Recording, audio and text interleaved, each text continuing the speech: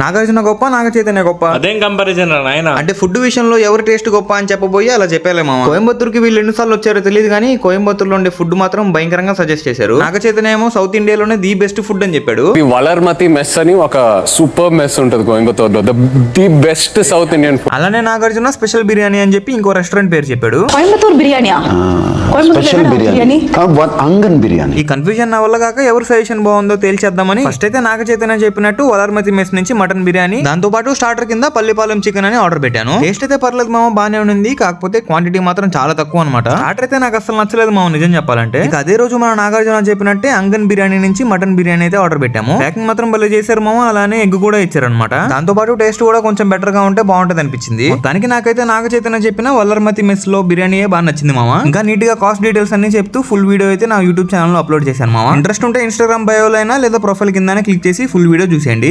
వస్తూ ఈ వీడియోని లైక్ చేసి ఫాలో సబ్స్క్రైబ్ చేసుకుని వచ్చేయండి మామ. లాంగ్ వీడియోలో కలుద్దాం. ఉంటాం మళ్ళా. బై.